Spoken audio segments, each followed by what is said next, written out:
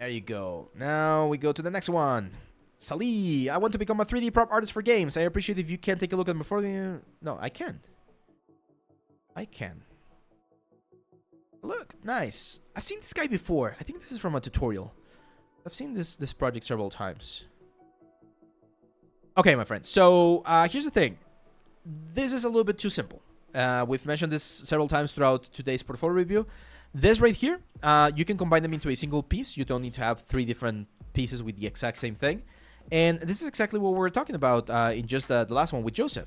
When you're dealing with environments, one of the things that we need to do is we need to add that variation that makes environments look interesting. Right now, this looks too uniform. Look at that. We have a uniform amount of leaves everywhere. We have a uniform amount of gloss here, which would not be possible for like these things if they're on the outside.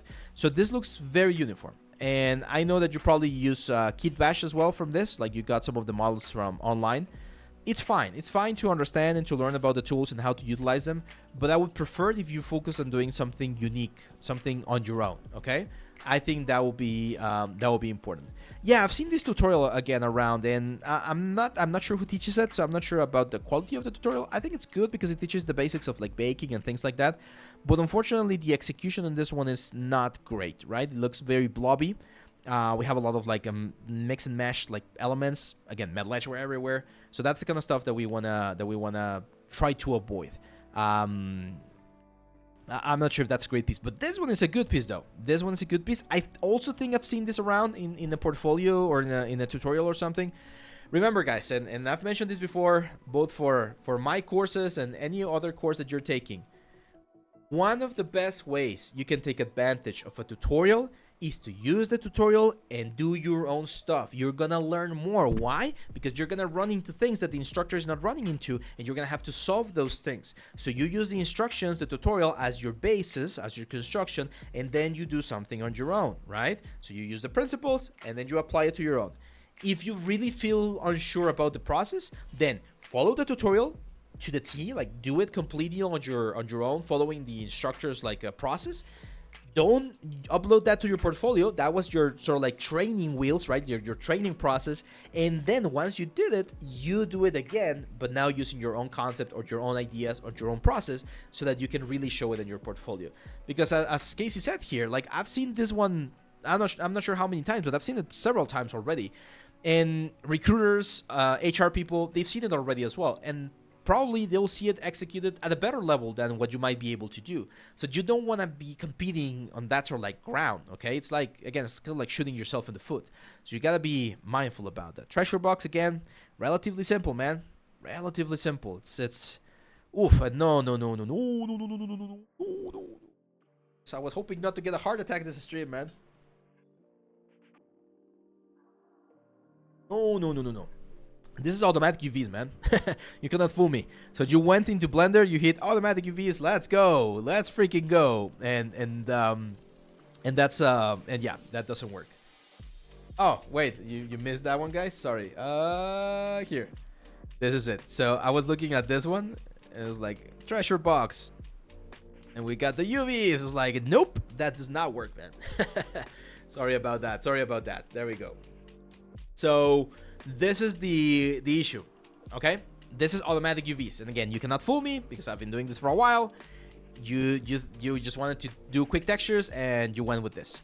And this is the problem with UVs. This is something that they don't tell you. Every cut that you have on your UVs, every UV cut that you have, is something that will take a performance hit at the render time. So the engine needs to think about where that edge cut is on the like processing of the asset, pretty much. So if you have an object, let's imagine a box. Actually, how am I doing here? And show you directly. This box right here. What the hell?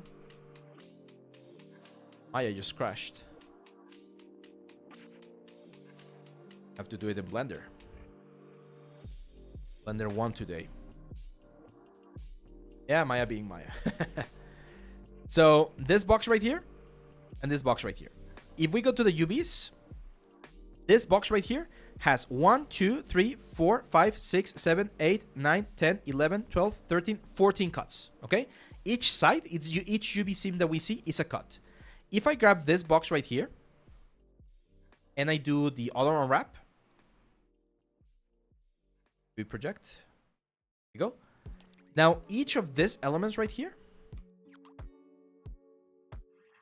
it's 4 cuts, right, per face. So we have 4 times 6. I'm bad at math. 6 times 4. That's 24, right? So 24 cuts on this box right here.